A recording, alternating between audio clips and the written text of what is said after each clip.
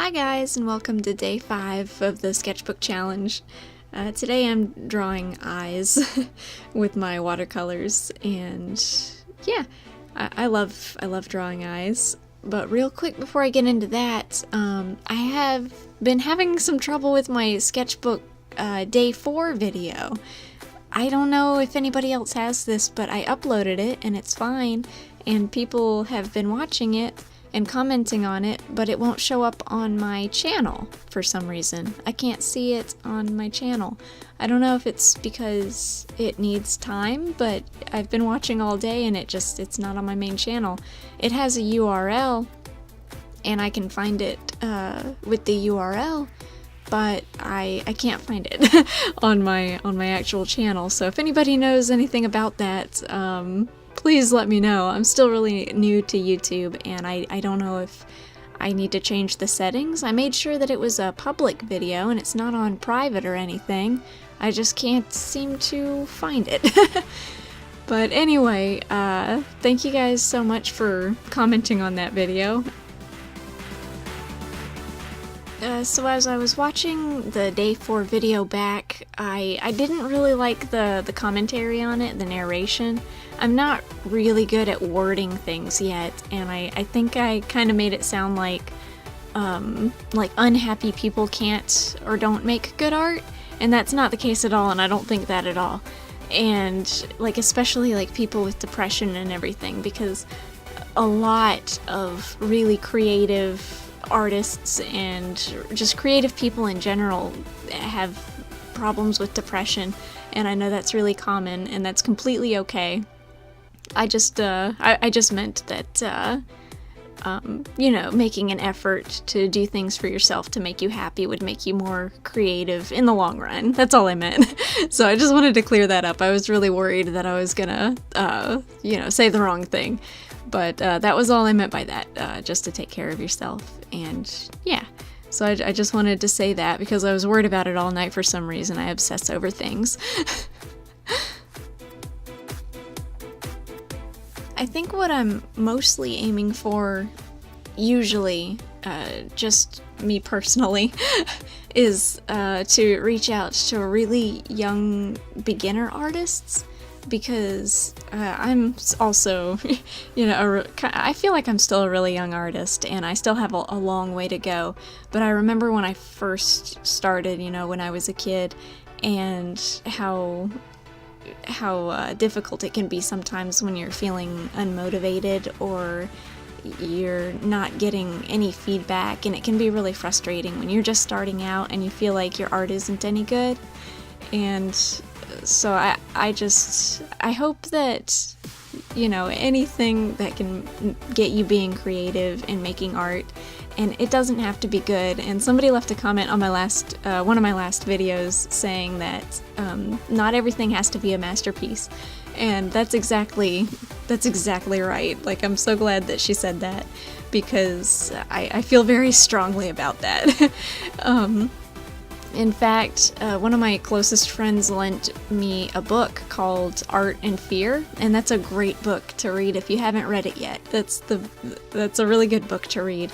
But the biggest lesson that I took away from that whole book, the best lesson that I learned from it was a story. I'm not sure all of the details, but basically there was a college course and the professor split the class into 2 parts. It was like a pottery class or something. So he split the class into 2 parts, and he told one half of the class all of them were going to be graded on one single pot that they could make. They had to make one single perfect pot or pitcher or something, and they would be graded on that one pot. And the other half of the class would be graded on the quantity of pots that they could make. So the more pots that they made, the higher their grade would be. So one was quality and one was quantity. And the half of the class who was supposed to be graded on the single pot got so stressed out over making the perfect pot that they couldn't do it. They just got so stressed out, and every little mistake was a huge deal, and they stressed out, and at the end of the semester they weren't able to come up with a perfect pot. and the half of the class that was supposed to focus on quantity, just churning out pot after pot after pot after pot, they got so good at learning how not to make a pot. Every pot that they made, they got a little better at it until at the end, they were churning out one perfect pot after another. So it's really, I think that is a great lesson. Every single time you do something, you get a little better at it. And that's what practice is, you know? So find something that you enjoy. And the more you do it, the better you're gonna get at it every single time. So I really love that story, and it was so motivating to me. Like, even if I don't like what I make one day, the next day I might. You know, maybe I don't like this one thing, but it's gonna get better. The more I do it, the better I'm gonna get at it. And that's true for every single body. And I just love that story, and I wanted to share it. So if you don't have the book or you don't want to go out and get it, that was the best lesson that I learned from it. So I just wanted to share that. And I guess I just was reminded of that story because of the eyes that I'm drawing today. I used to be so bad at drawing eyes. I used to be so bad at drawing everything, but especially eyes, and I would see these beautiful eyes that people were drawing, and I would watch all of Mark Curley's videos and try so hard to draw eyes like he drew eyes, and I just loved them so much, the anime look of them, and how shiny they are at the end, and I was just so bad at it, but I kept drawing them, and now they're to a point where I'm pretty proud of them, you know? They're not quite where I want them to be, but they're so much better than they were when I started drawing eyes. And, you know, I have so much fun with it that it doesn't really feel like practice.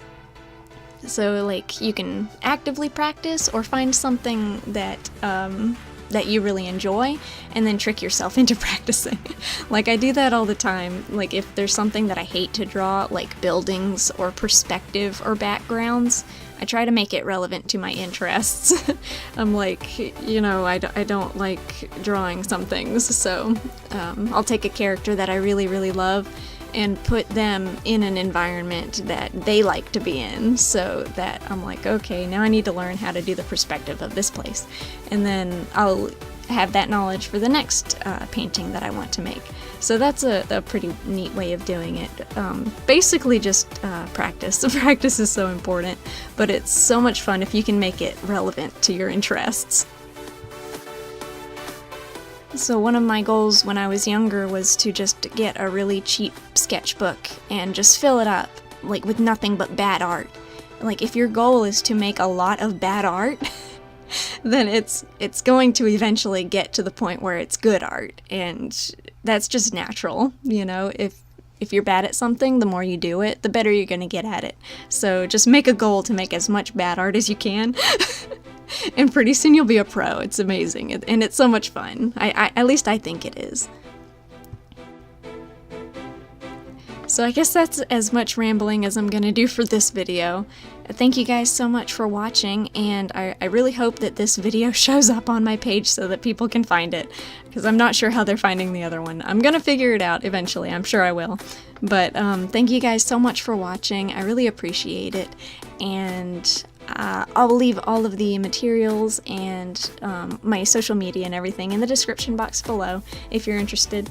And I will see you guys next week because I'm taking the weekend off. Thank you. Bye.